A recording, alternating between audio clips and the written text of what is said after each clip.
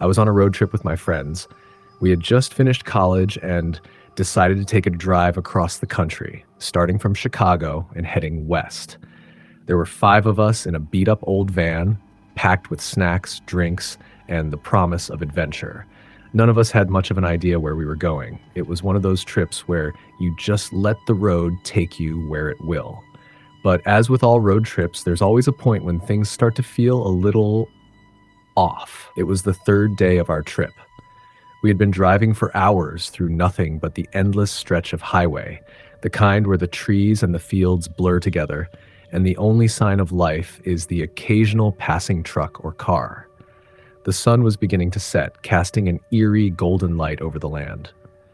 We were miles from the nearest town, and to be honest, none of us had any idea where we were. The GPS was having trouble, so we decided to just keep driving and hope we'd find somewhere to stop soon. Around dusk, we pulled off the main road, hoping to find a small town or gas station. But the road seemed to wind and twist further into the wilderness. The trees grew thicker and the air became heavier. The quiet was almost suffocating, the only sound being the hum of our van's engine. And then we saw it. A small, rundown motel stood on the side of the road, its neon sign flickering weakly in the dimming light. The place looked like it had been abandoned for years, the paint peeling off the walls, the parking lot empty except for one old sedan. But we were tired, and there was nowhere else in sight, so we decided to stop. We parked the van, and I remember feeling this strange chill, like the air had suddenly gotten colder. Maybe it was just the wind, or maybe it was the isolation of the place, but something felt wrong. My friends were already getting out of the van, laughing and talking about the weirdness of the place, but I couldn't shake the uneasy feeling in my stomach. As we walked inside, the smell hit me first. Stale air, dust, and something else I couldn't place. The lobby was dimly lit, and the old woman behind the counter looked up at us with tired, bloodshot eyes. She didn't smile or greet us, just asked for our names and took the payment. Her hands shook as she handed over the keys, and I swear I saw something strange in her gaze, but I couldn't quite put my finger on it. We went to our rooms, which were just as run down as the rest of the place. The beds creaked when you sat on them, the carpets were stained, and the walls were thin enough that I could hear the distant sound of something scratching at the outside of the building. I tried to ignore it, but the noise persisted, like nails on a chalkboard. My friends didn't seem to notice, too caught up in talking about their plans for the next day. That night, after we'd settled in, we decided to gather in one room to hang out, have a few drinks, and unwind. But the moment we all gathered together, something felt off. It was like the air had thickened, and the shadows in the corners of the room seemed to grow longer. I remember the lights flickering, the old TV in the corner suddenly turning on with a burst of static, and then there was the knock. A soft, slow knock on the door. At first, we all assumed it was just someone from another room, maybe a neighbor or the manager checking in. But when we opened the door, there was no one there. The hallway was completely empty, and there was no sound, no footsteps, nothing. We laughed it off, thinking maybe it was just the wind or the house settling. But after a while, the knocking started again. It was almost rhythmic, like someone was tapping a finger against the door, but each tap seemed to get louder, more insistent. That's when we heard the voices. Low, hushed whispers coming from somewhere in the darkness, so faint we could barely make them out. They seemed to be coming from the hallway, but when we looked, it was still empty. I tried to shake it off, thinking it was just our minds playing tricks on us, but there was something in those whispers. They felt real, and they felt like they were speaking directly to me. Suddenly, the lights in the room went out. The room was plunged into darkness, and I could feel my heart racing. We fumbled for our phones, using the flashlights to try to find some way to restore the power, but it was useless. The air grew colder, and the whispers grew louder, more distinct. That's when I saw it, a shadow moving across the room. It wasn't a person. It was something else. The shape of it was wrong, like it didn't belong in the room with us. It moved like it was floating, its edges blurry and indistinct, as if it was trying to hide itself in the darkness. My breath caught in my throat as I watched it glide across the floor, and I could feel my skin crawl. "Did anyone else see that?" I whispered, but no one answered. They were all staring at the same thing I was, their eyes wide with terror, mouths open in disbelief. Then the whispers stopped. Everything went silent. The shadow was gone. But that wasn't the worst of it. The worst part came when the door suddenly slammed shut, locking us inside. The room was completely sealed off, and no matter how much we pushed, it wouldn't open. Panic set in. We pounded on the door, screamed for help, but no one came. It was like we were trapped in some kind of nightmare. And then, from the corner of the room, we saw the figure again. This time, it wasn't a shadow. It was a person. A woman, dressed in old, tattered clothes with long black hair hanging in front of her face. Her skin was pale, almost translucent, and her eyes were wide open, staring at us with an unblinking gaze that seemed to pierce right through us. I couldn't move. I couldn't breathe. She took a step forward and we all stumbled backward, crashing into the walls, trying to escape. But there was nowhere to go. Then, in a voice that wasn't hers, it spoke. Leave, or you'll never leave.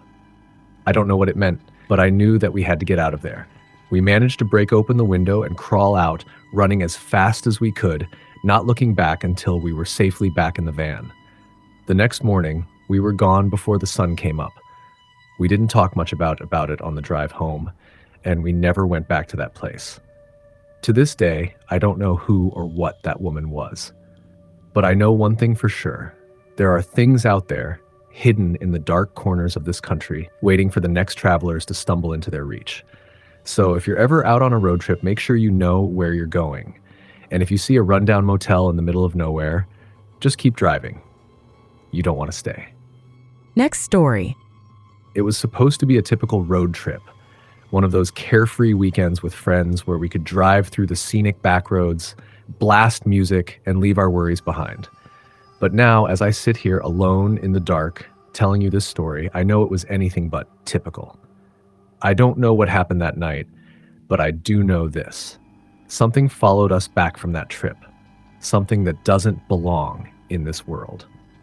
Let me start from the beginning. We were 4 friends, Tom, Lisa, Jake, and me, setting off for a weekend getaway to a cabin in the woods. We had been planning it for months, looking forward to getting away from work and the city. None of us had ever been to the cabin before, but Lisa's cousin owned it, and she swore it was the perfect place to disconnect. That was all we needed: peace, quiet, and no cell service. We packed the car, loaded up with snacks, and hit the road early Friday afternoon. The drive was beautiful at first. We cruised through the rolling hills of the countryside, the sun hanging low in the sky. Tom, as usual, was driving, Jake was in the passenger seat, and Lisa and I were in the back. The music played softly, and we chatted about everything: old memories, new adventures, and the fun weekend ahead. We didn't even realize how much time had passed. By the time we reached the woods, it was well after sunset.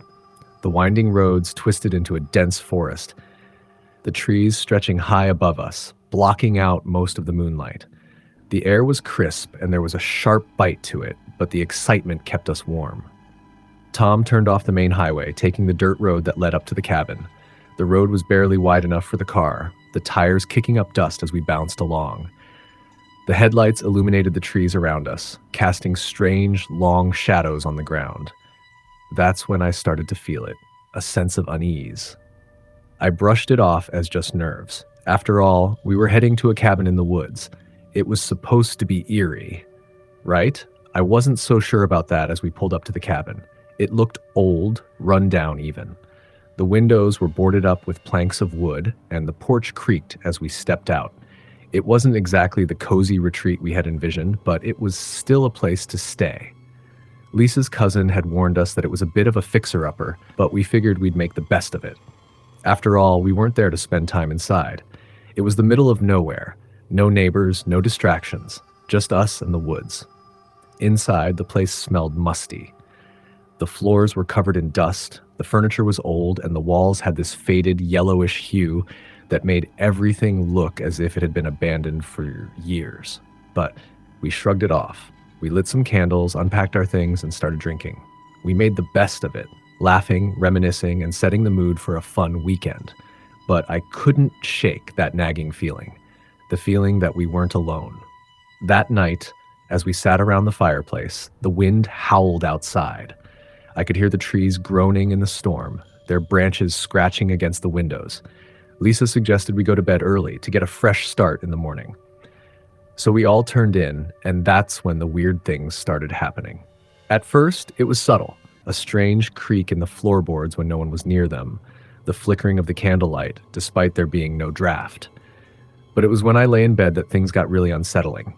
I could hear faint whispers coming from somewhere in the house, low voices, too quiet to make out, but unmistakable. I told myself it was just the wind, the house settling, maybe even the trees outside scratching at the walls.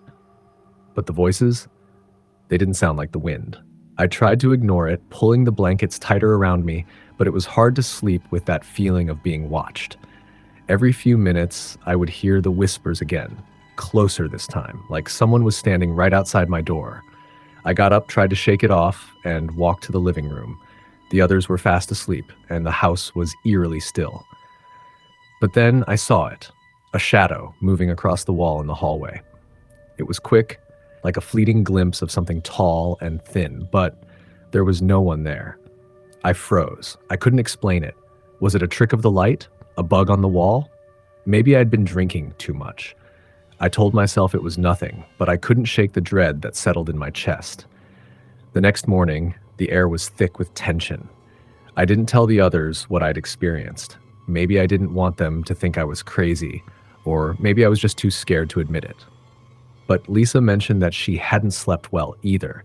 She'd heard something moving around the cabin in the night, footsteps, but no one was up. Jake said he'd heard a tapping on his window.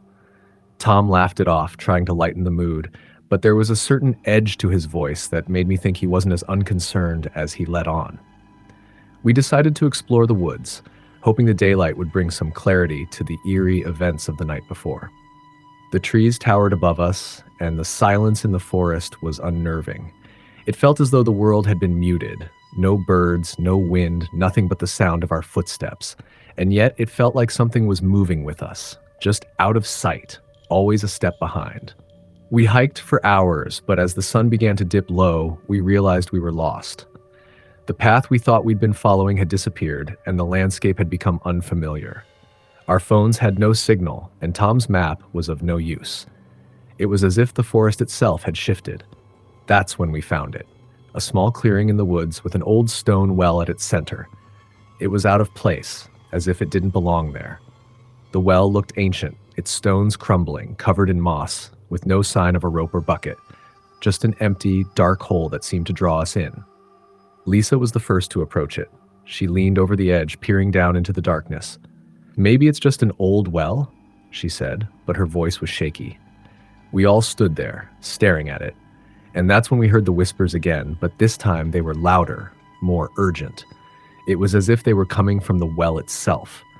Tom reached for Lisa's arm, pulling her back, but she seemed hypnotized, as if something was calling to her. We didn't wait to find out what that was. We turned and ran, making our way back to the cabin as fast as we could. But the forest seemed to stretch on forever. The trees closed in, the shadows lengthened, and the whispers followed us. Every step we took, the air grew colder, the darkness more oppressive. I could hear something breathing behind us, but when I turned, there was nothing there. We finally stumbled back to the cabin, drenched in sweat, our hearts pounding. We locked the door, drew the blinds, and huddled together. We didn't speak about what happened in the woods. We didn't need to. We all knew it wasn't just the isolation or the fatigue. Something was there, something that had been waiting for us. That night, we decided to leave. We packed our bags in silence, desperate to get out of that place. But as we stepped outside, the air had changed again.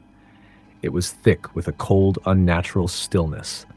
And then we heard it, the sound of footsteps, slow and deliberate, behind us. We ran to the car, jumped in, and started the engine. As we drove away, I looked in the rearview mirror. For a split second, I saw a figure standing in the distance by the cabin. It was tall, thin, and had no face, just a black void. I could feel its eyes on me, even though I couldn't see them. I never went back. None of us did. But the whispers, the figure, and the feeling of being followed stayed with me long after we left. I don't know what it was, but I know that whatever was in those woods wasn't something of this world. And I'm certain it's still out there waiting for its next victim. Next story. It was supposed to be the trip of a lifetime. My cousin and I, in a rented van, driving cross country to see the sights, meet some old friends, and escape the routine of our everyday lives. We both needed a break, and the idea of being on the open road felt freeing. We had all our plans made. Hit the main routes, stop at quirky roadside attractions, grab a few memorable photos, and sleep under the stars in some quiet camping spots. Nothing was going to ruin this. We started out early one morning, the sun just peeking over the horizon, casting a soft glow over the road. Our route took us through some pretty small towns, places that felt like they were straight out of a movie. Most of the trip was uneventful, and we laughed about old memories and talked about everything under the sun. But as night began to fall, things took a turn. We were on a long stretch of highway somewhere in the middle of nowhere when the van started acting up. It sputtered, the engine roared for a moment, and then it cut out completely. We coasted to a stop, the highway eerily silent around us. No streetlights, no cars, nothing. Just the dark expanse of the wilderness stretching in every direction. Great, my cousin Adam groaned, turning the key again in the ignition. Nothing. Not even a click. The van's toast. What now? Should we try calling a tow truck? I suggested, already reaching for my phone. But there was no service. No signal. Of course not, he muttered, rubbing his eyes. All right, we'll have to figure something out. Let's check the engine. We both got out of the van and walked to the front, trying to look professional, though neither of us knew the first thing about fixing a vehicle. We opened the hood and peered inside. Everything looked normal, well, as normal as a broken-down engine could look. After a few moments of poking around, Adam slammed the hood shut in frustration. No luck? Fine, he said. We're going to have to walk to the nearest town. I guess we can try the one we passed earlier. Sounds good. Let's get going, I agreed, starting to feel the weight of the silence around us. The highway stretched in both directions, the darkness making it feel like the world had swallowed us whole. We grabbed a flashlight, locked the van, and started walking. The cold night air bit at our skin, and every crunch of gravel beneath our feet seemed to echo in the vast emptiness. We walked for what felt like miles, the light of the flashlight casting strange, exaggerated shadows against the trees. I tried to shake off the feeling that something was off. Adam kept talking to pass the time, making jokes to lighten the mood, but I couldn't ignore the feeling in my gut. Something about the place didn't sit right with me. The air felt thick and heavy, like the land itself was holding its breath. We finally saw a faint glow in the distance, a light coming from a small building. A gas station, I thought at first, but as we got closer, I realized something was strange about it. The building was run down, its windows covered in grime, the lights flickering intermittently.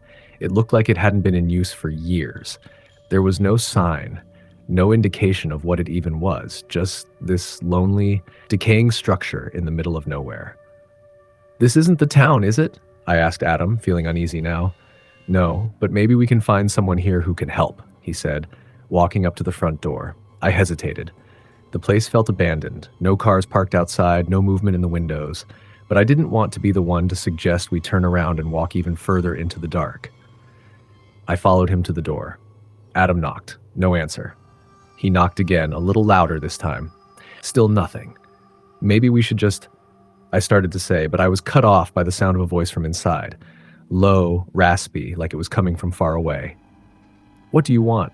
The voice croaked. We froze. I was wondering if you could help us. Our car broke down and we're looking for a tow truck or a phone, Adam said, his voice wavering slightly. There was a long pause. I could hear something shifting inside, like footsteps.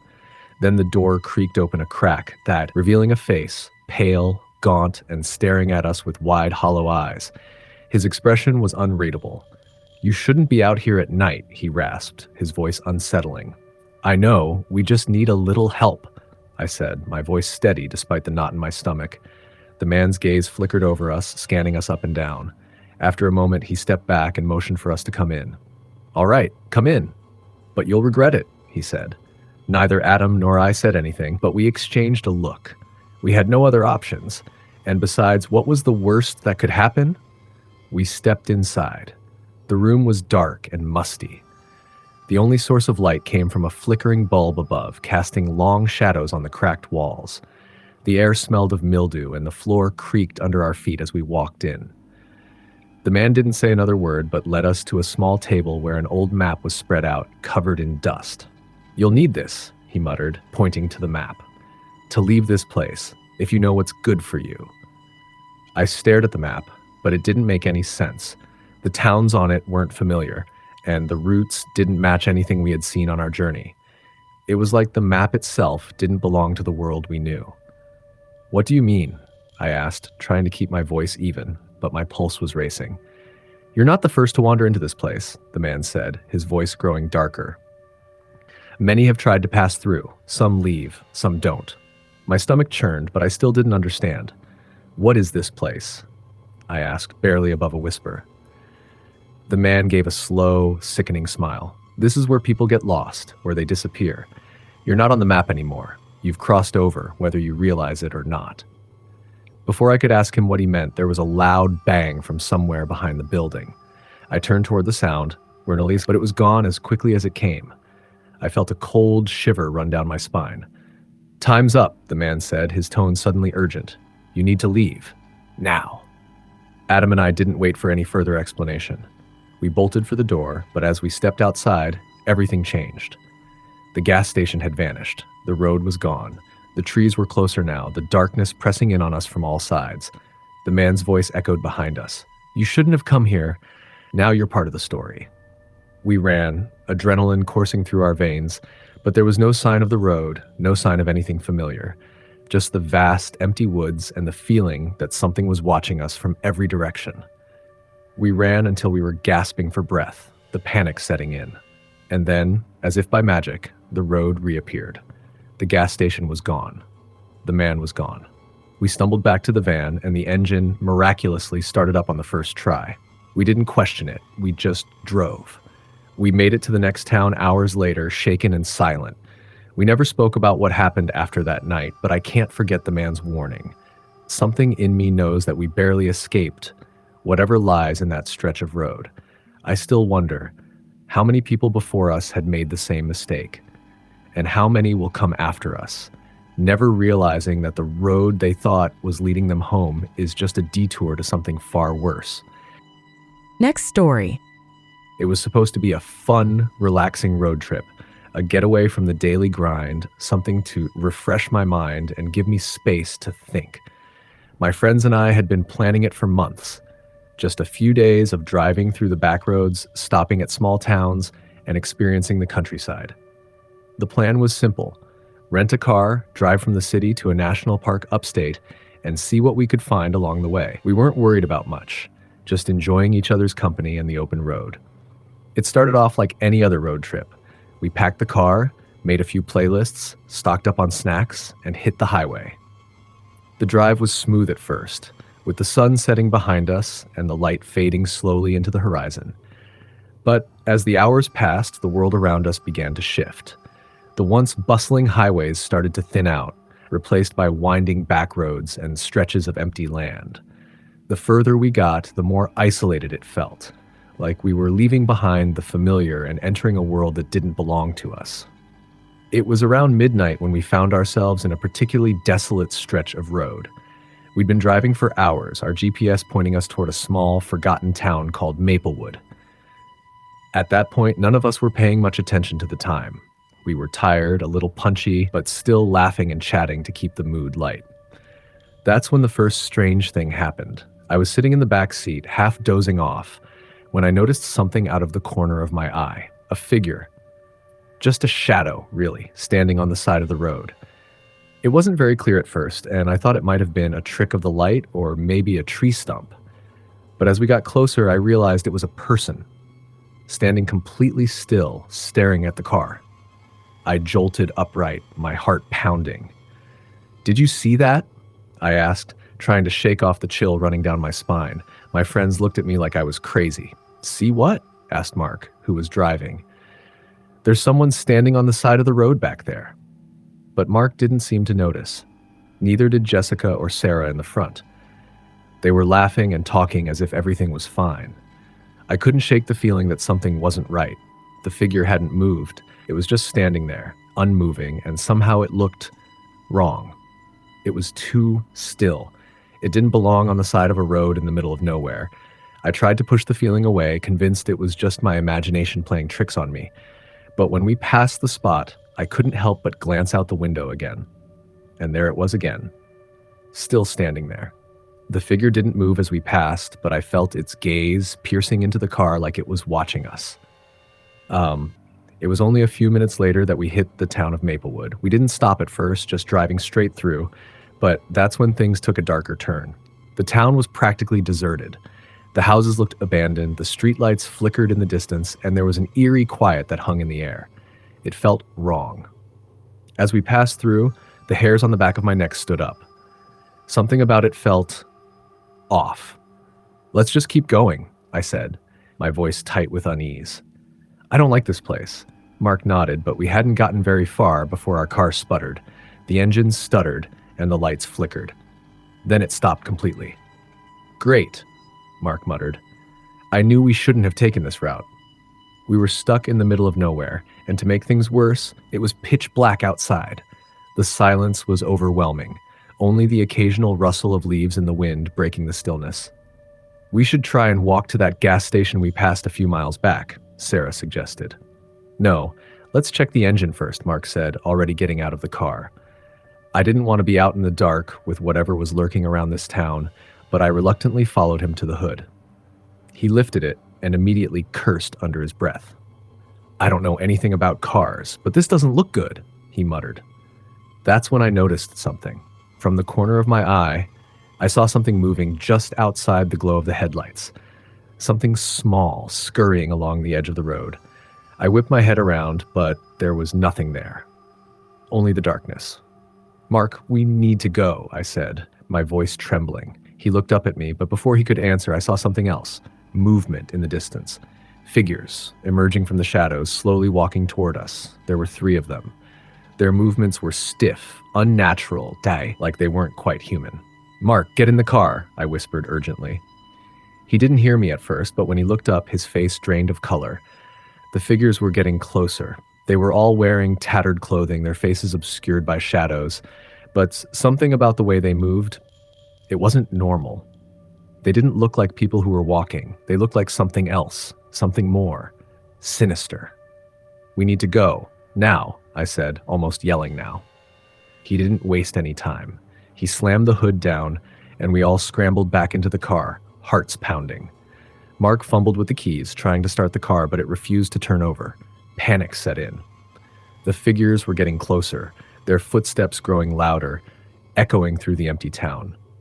"Please, please, please," Mark muttered, his hands shaking as he turned the key again. And then, just as it seemed like they were right on top of us, the engine roared to life. Mark slammed the car into gear, and we tore off down the road. We didn't look back, but I couldn't shake the feeling that they were still following us. It was like they were always there, just out of sight, always in the periphery.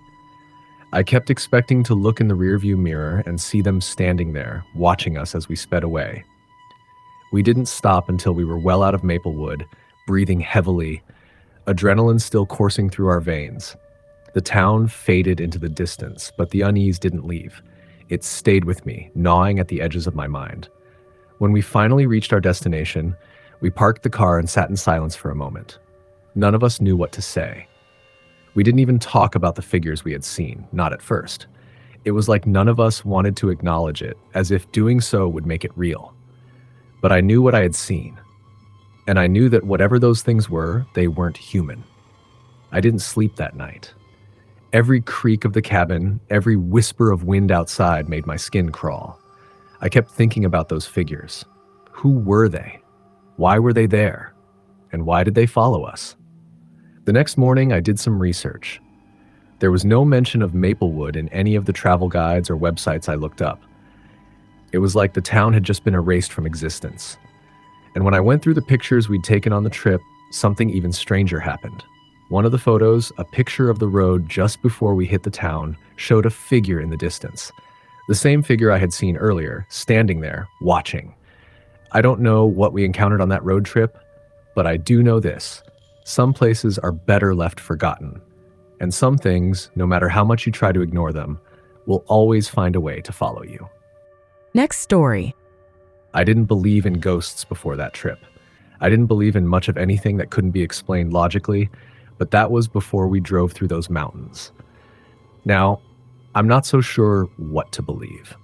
My name is Max, and I was on a road trip with 3 of my friends.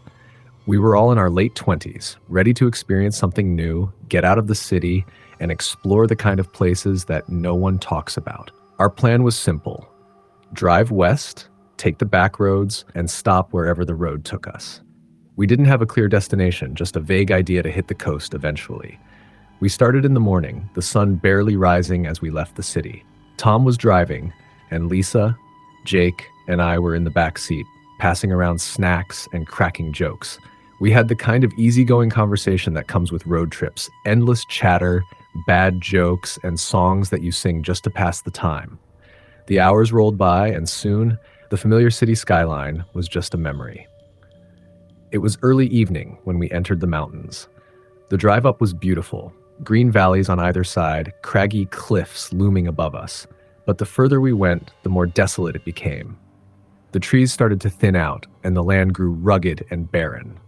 We reached a point where there weren't any signs of civilization, not even a small town, just long stretches of road with only the occasional weathered road sign. That's when we saw it: a small, dilapidated gas station, half hidden behind a cluster of trees. There was something off about it. It looked like it had been abandoned for years, but there was a faint light glowing in the window, and the gas pumps were still standing, though the numbers on the display were faded and unreadable. We all agreed that it looked strange, but we hadn't seen another stop for miles. We needed gas. Tom pulled into the lot, and we all piled out of the car. The air had taken on a chill, and the sky was darkening quickly. I noticed there was no sound, no birds, no wind, nothing but the eerie hum of the old fluorescent lights. It was unsettling. The door to the gas station creaked as Tom pushed it open. Inside, the store was dark, lit only by the dim glow of a single overhead light. The shelves were half empty, stocked with outdated products that looked like they hadn't been touched in years. A counter stood at the back of the store, and behind it was an old man, probably in his 60s. His hair was long and white, his skin pale, and he didn't seem to notice us at first. He was just staring at the wall behind the counter, unblinking. I felt an odd shiver run down my spine, but I brushed it off. We needed gas, and it was probably just some eccentric guy running the place. Jake went up to the counter and asked for gas, but the old man didn't answer. He didn't even look at Jake. He just kept staring at the wall. Tom and Lisa exchanged a glance, and Lisa, the more outgoing of the group, stepped up to the counter. "Excuse me," she said, louder this time. "We need gas." The man slowly turned his head, and when his eyes met hers, I felt a coldness that made the hairs on the back of my neck stand up. His eyes were cloudy, as though he couldn't see properly. They were milky white, like he was blind, but somehow they seemed to stare straight through us. "You shouldn't be here," he said, his voice raspy and weak. It wasn't a warning, it was an order. We just need to fill up," Tom said, trying to laugh off the weirdness. "We'll be on our way." The old man didn't reply. Instead, he turned back to the wall like we were invisible. It felt wrong, but we didn't have much of a choice. Tom walked over to the gas pump, and the rest of us followed, trying to shake off the unease that was settling in our stomachs. As Tom started pumping the gas, I noticed something odd. The road signs along the gas station's lot were faded, the names of towns smudged beyond recognition. It was as if the place wasn't part of any map I had ever seen. "Max, you all right?" Lisa's voice broke through my thoughts. I turned to see her standing near the pumps, looking at me curiously. "Yeah, something's off about this place," I said, but I couldn't put my finger on why. My gut was telling me to leave, but we were already here, and the drive ahead was long. Before I could say anything more, I heard the sound of something scraping against the concrete. We all turned toward the noise.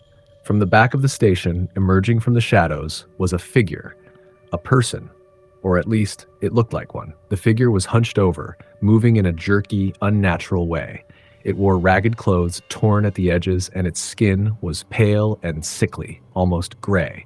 Its hair hung in thin strands around its face, covering its eyes, but it still felt like it was staring at us. The figure took a step toward us, its movements slow and deliberate. And then something even stranger happened. The old man, who had been silent up until that point, suddenly turned his head again, his cloudy eyes locking onto the figure. "You shouldn't be here either," he said in a voice that seemed to echo in the still air. We froze, the weight of his words hitting us all at once. The figure didn't seem to acknowledge him. It just kept moving, its head tilted forward as though it was following a scent. "Tom, let's go," I said, my voice low. "We need to leave now."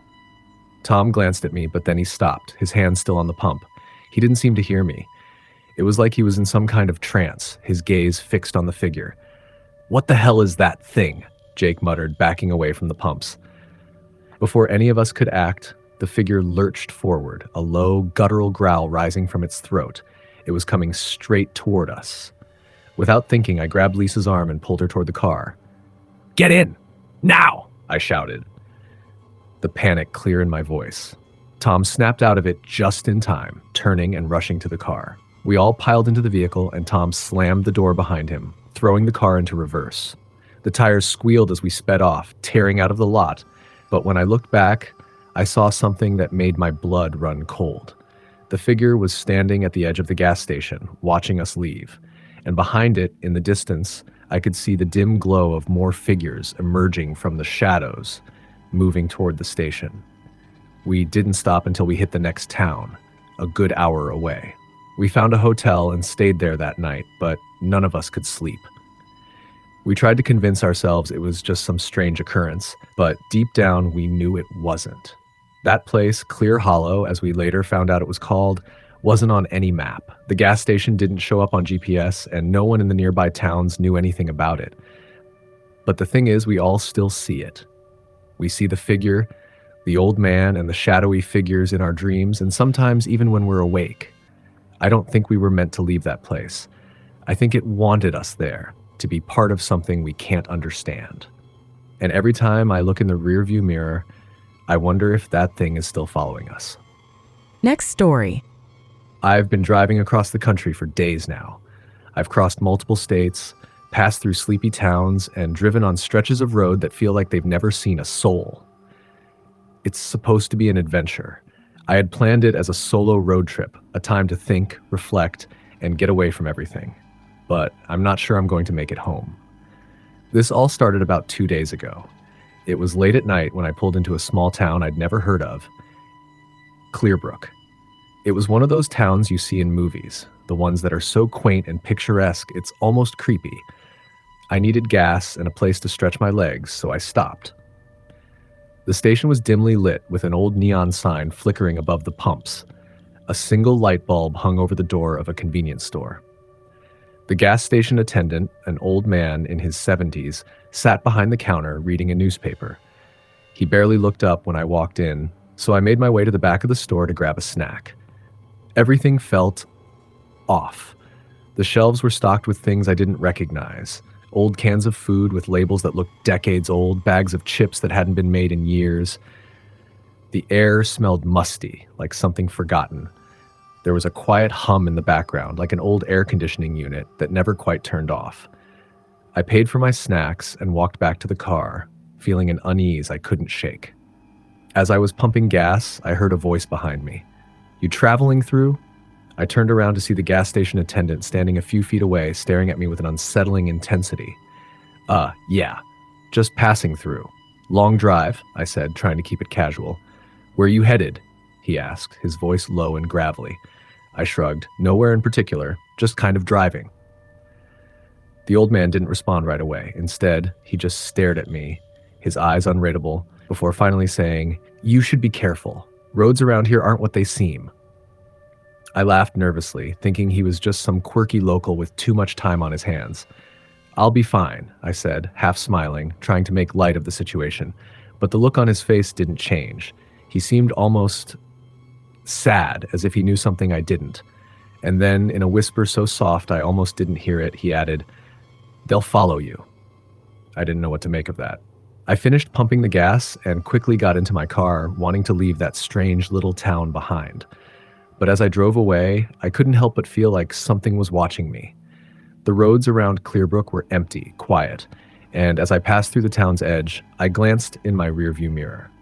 Nothing. just the stretch of dark highway behind me. But I couldn't shake the feeling that something was there, lurking in the distance, following my every move. I tried to push it out of my mind. It was just an old man spouting nonsense, right? The road ahead was smooth, and the night sky stretched endlessly above me. But after a while, something started to feel wrong. The further I drove, the more distorted the landscape became. The trees along the road began to look wrong, twisted, their limbs gnarled and crooked, reaching toward me like fingers. It wasn't long before I realized I'd been on the same stretch of road for far too long. I checked my GPS. It hadn't updated in over an hour. I pulled over to the side of the road, hoping for a signal, but my phone was completely dead. It wasn't just out of charge. It was like the signal had been cut off entirely. I tried to calm myself down. It was just a glitch. Maybe I'd taken a wrong turn. I got back in the car, turned the engine over, and started driving again. But the road didn't look familiar anymore. The trees seemed to close in on me, and the road stretched on endlessly, disappearing into the shadows. I looked out the window and saw something. No, someone, standing in the distance. A figure, just barely visible in the dark, but it was there, just standing by the trees, watching me. I hit the brakes, my heart pounding in my chest. I was frozen, my eyes locked on the figure. It wasn't a person I recognized. It wasn't anyone. Just a silhouette, but the way it stood, motionless, unblinking, sent a chill down my spine. It wasn't normal. I didn't know why, but I knew I shouldn't be there. I threw the car into reverse, desperate to get away, but as I looked in the rearview mirror, the figure was closer. It hadn't moved, but it was suddenly right behind me. It was as though it had always been there, just out of sight, waiting for me to notice. I slammed my foot on the gas and sped away, not looking back. But the road never seemed to end. The same twisted trees, the same never-changing stretch of highway. I glanced in my rearview mirror again, and the figure was still there, still behind me. And then it started to move. I swerved the car, trying to shake the figure from my tail, but no matter what I did, it followed me. The headlights were no help. The darkness swallowed everything up, and the figure just seemed to appear in whatever direction I looked. Hours passed, or was it days? Time felt warped, stretched out. I wasn't sure where I was anymore, but I couldn't stop driving. I could feel the figure behind me, its presence pressing in on me, suffocating me. The trees along the road began to thin, and I saw the faint glow of lights in the distance. Relief flooded through me. A town, a gas station, anything, just a sign that I wasn't lost forever. I drove faster, desperate to reach it, but as I got closer, the lights flickered, and something felt wrong. The buildings, if you could call them that, looked dilapidated, half collapsed. The gas station was abandoned, the pumps rusted and empty. I stopped the car, trembling. My hands gripped the wheel so tight my knuckles ached. I got out and walked toward the station, hoping for some sign of life. But there was no one around, not a single soul. And then I heard it. A soft voice, drifting through the air, just out of reach. It was a whisper, but it wasn't the wind. "You should have listened." I froze. The voice wasn't coming from any direction. It was everywhere. It was in the air, in my mind. I turned around, but I couldn't see anyone. The figure was there. I knew it. It had been following me the entire time. I don't remember what happened next. Maybe I blacked out, or maybe it was the end. But when I woke up, I was back on the road, miles away from the town, as if nothing had happened. Clearbrook was nowhere to be found. The road was just as empty as it had been before, but now every time I look in the rearview mirror, I see it. The figure, watching, waiting, it's following me, and I don't know how to escape. Next story. I didn't plan on stopping in that town. I should have kept driving, should have listened to the voice inside my head telling me not to, but I didn't. I should have known that sometimes when you drive too far into the middle of nowhere, you find more than just quiet roads. You find things that shouldn't exist. But I'm getting ahead of myself. I was on a solo road trip, driving cross-country to clear my head after a rough year. My best friend, Emily, had just gotten married, and while I was happy for her, it made me realize how much of a mess my life was. No job, no real direction, just a vague notion that I needed to get away from everything and everyone. I packed my car with a few bags, grabbed my camera, and set off, hoping the open road would help me figure it out. It was about 2 in the morning when I pulled into this sleepy little town called Ashfield. I hadn't planned on stopping here. I wasn't even sure how I ended up on the road that led into it. It felt like one of those towns that time forgot. Small old houses lined up with cracked sidewalks, the kind of place where everyone knew each other's business. There was a neon diner sign glowing at the edge of the town, the only thing that seemed to be open. My stomach rumbled, and I figured I'd grab a quick bite and stretch my legs. I parked in front of the diner, the old bell above the door chiming softly as I walked in. The place was nearly empty, except for one man sitting at the counter, nursing a cup of coffee. The woman behind the counter was in her late 50s, wearing a faded apron with a name tag that read Nancy. She gave me a tight-lipped smile when I walked in, but didn't say anything. "Hi there," I said, trying to break the silence. "Just stopping through. Any chance I can get a coffee and some eggs?"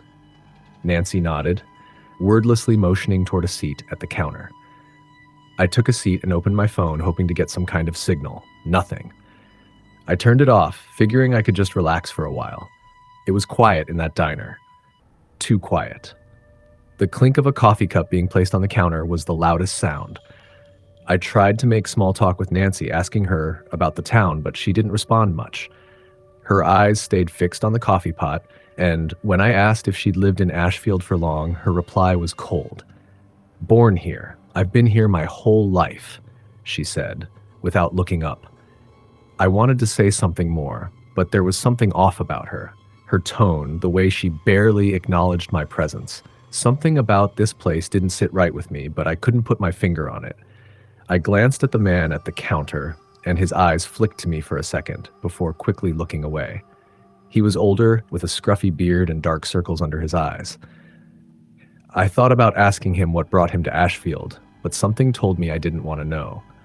The food came, and I ate quickly, not wanting to linger too long. As I finished up my coffee, I noticed the man at the counter getting up and walking toward the door. I caught his eye as he passed, and he gave me a quick nod. I don't know why, but I felt compelled to speak. "Is there anything to do around here?" I asked. "I'm just passing through, trying to figure out what's next." The man stopped for a second, his hand on the door handle, and looked at me like he was deciding whether or not to say something. Then, almost too softly to hear, he muttered, "You don't want to be here long. Trust me." And just like that, he left. Nancy didn't even look up when the man left. I stood there for a moment, unsure of what to do. The words, "You don't want to be here long," lingered in my mind. The place felt strange, like it was holding a secret, but I shrugged it off. Small towns can be weird, right? I finished my coffee, left a tip, and headed out the door. That was when it started. I stepped out into the parking lot and felt a chill run down my spine, like someone had just walked over my grave. The air was colder than I remembered, and the streetlights flickered overhead.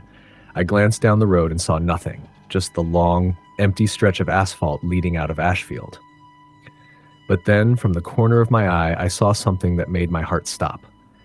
Standing near the edge of the parking lot, just outside the diner's glow, was a figure.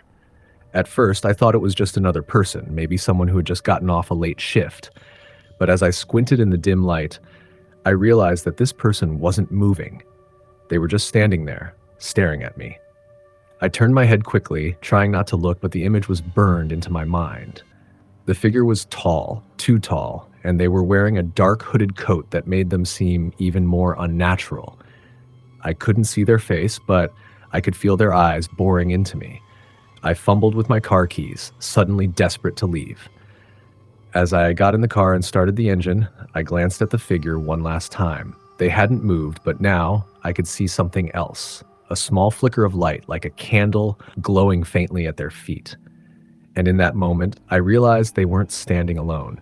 The shadow next to the figure wasn't human. It was something else.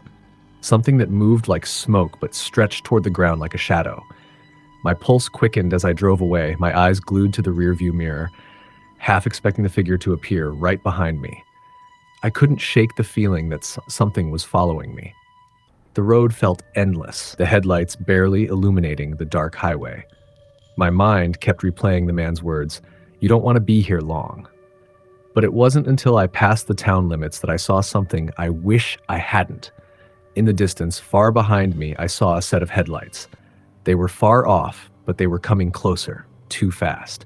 I pressed down harder on the gas, but the lights were still there, always just behind me, as if they were tailing me, pushing me forward. I didn't look back after that. I drove straight through the night, the headlights still keeping pace with me.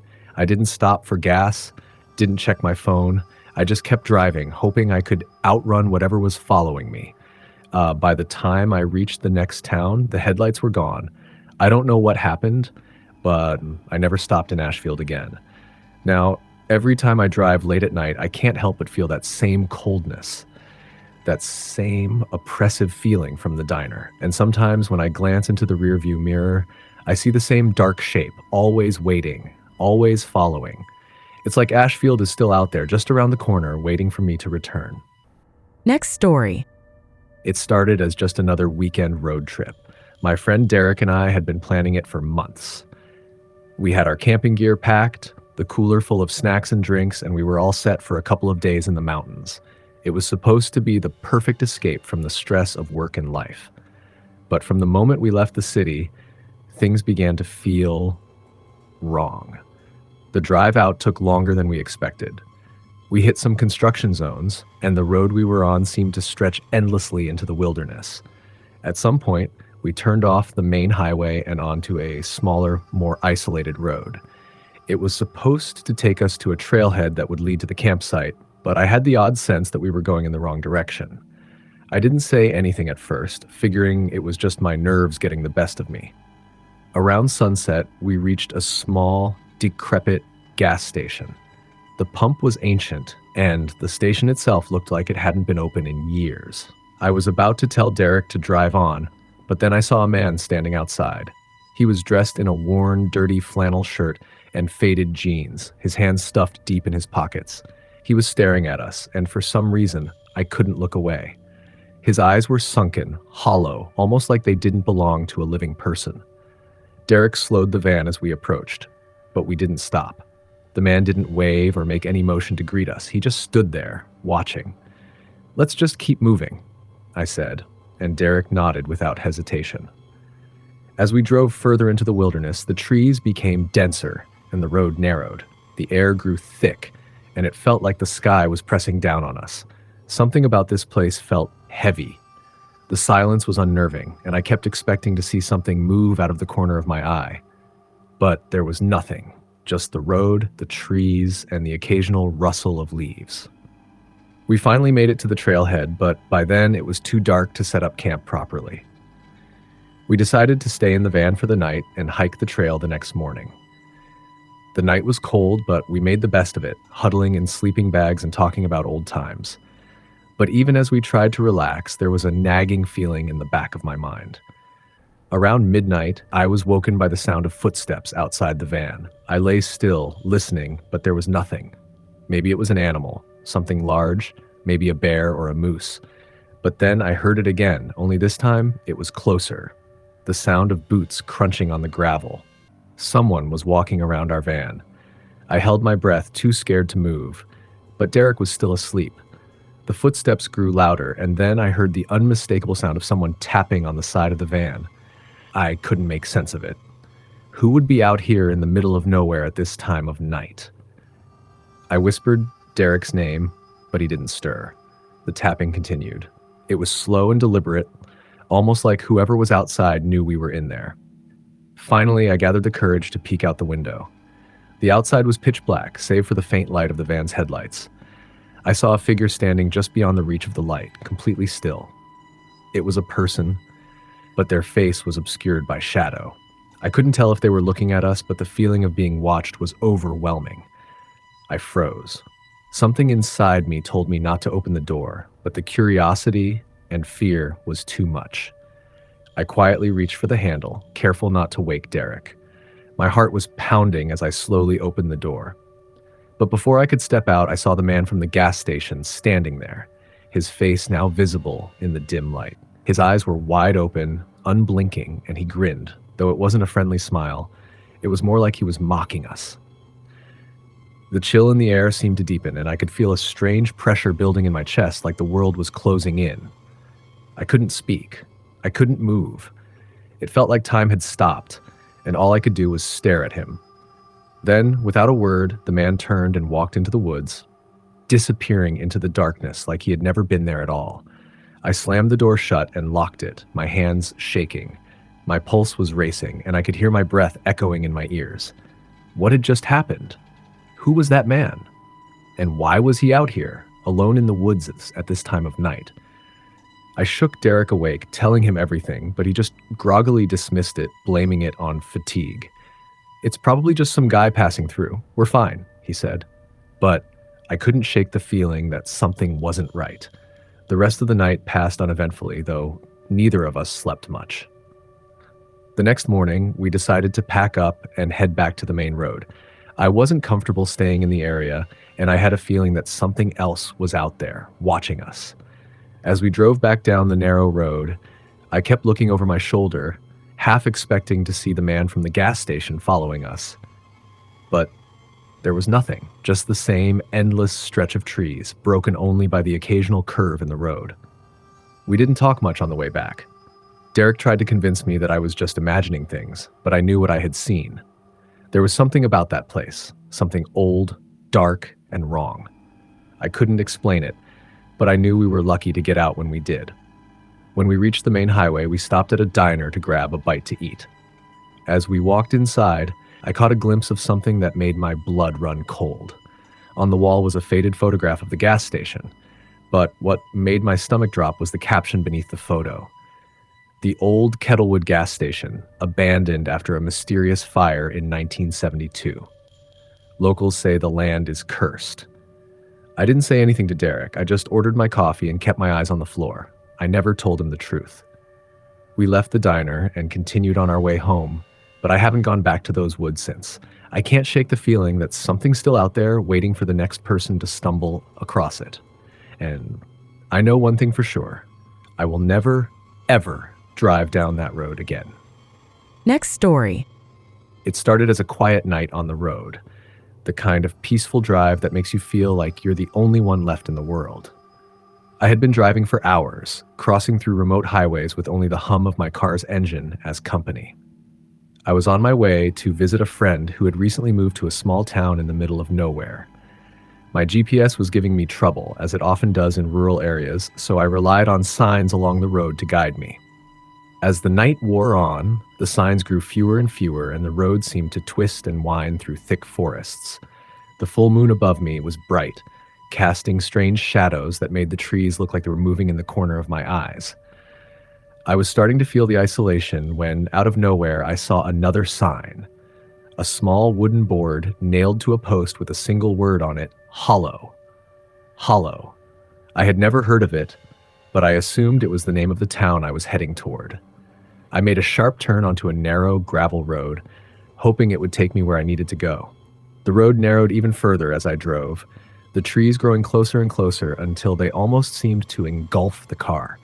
A few miles down, the road forked. One direction led uphill, while the other sloped downward into a dark valley. A single, rusted streetlight illuminated the fork, flickering as if struggling to stay on. I pulled over to a stop, unsure of which way to go. As I sat there staring at the road signs, a sudden feeling of dread washed over me.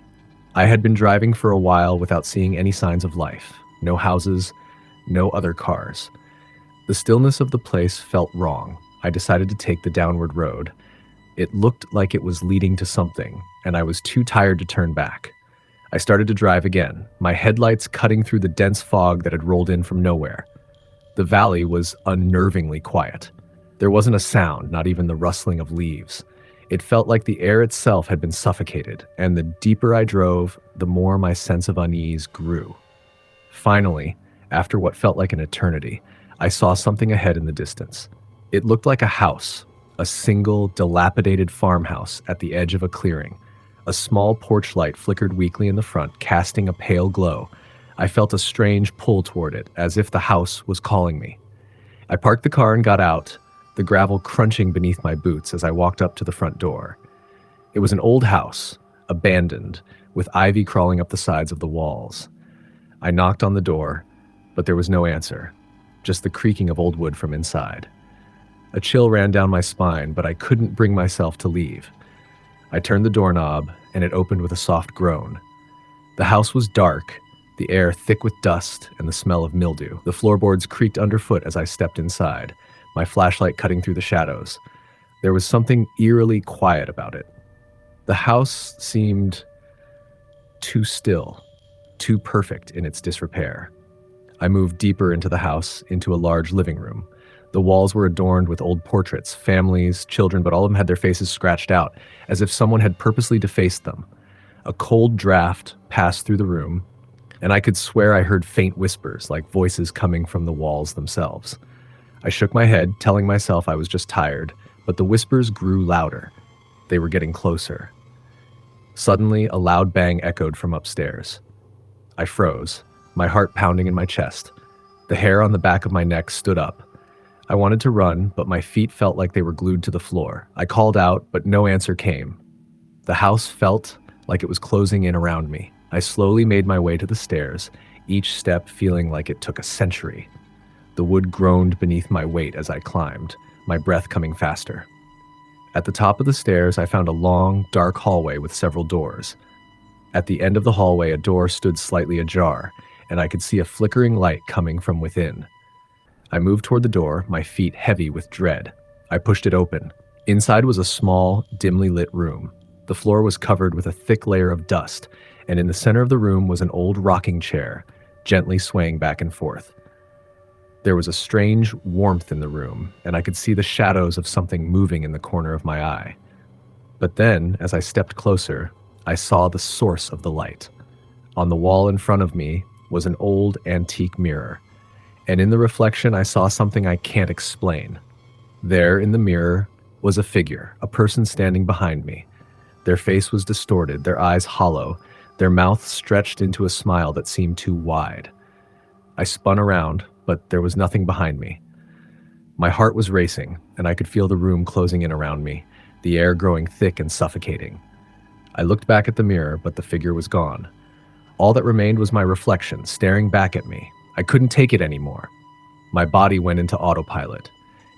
I ran out of the room, down the stairs, and out of the house, my heart pounding in my chest. I didn't stop until I was back in my car, hands trembling as I fumbled to start the engine. The headlights flickered for a moment before finally coming on, casting a weak light on the path ahead. As I drove back up the road, I couldn't shake the feeling that I was being followed. I kept glancing in my rearview mirror, half expecting to see the figure from the mirror standing on the side of the road, watching me. But there was nothing. Just the trees, the fog, and the endless stretch of road behind me.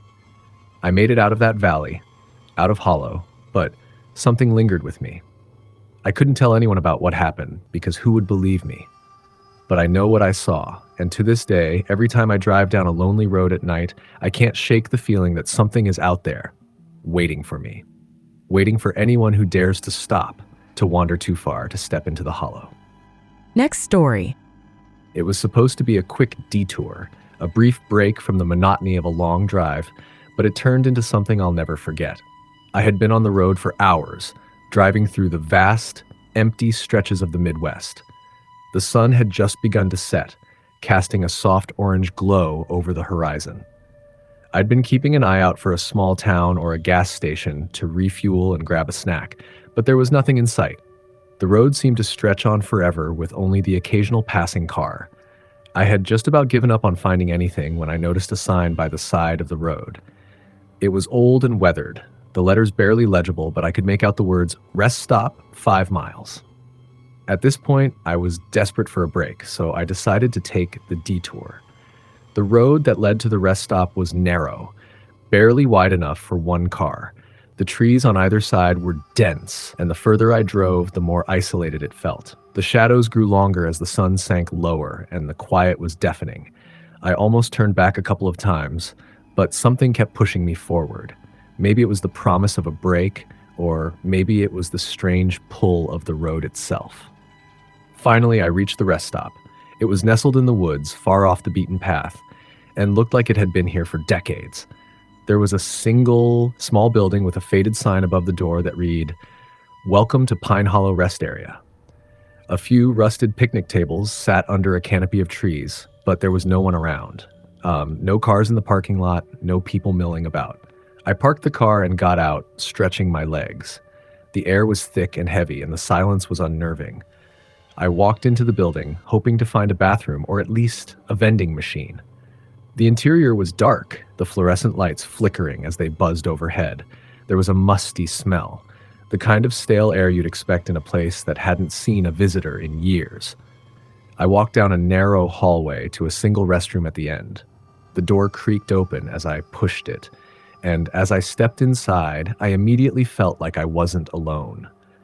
The bathroom was small, with chipped tiles and a cracked mirror, but it wasn't the condition of the room that made me uneasy. It was the feeling of being watched.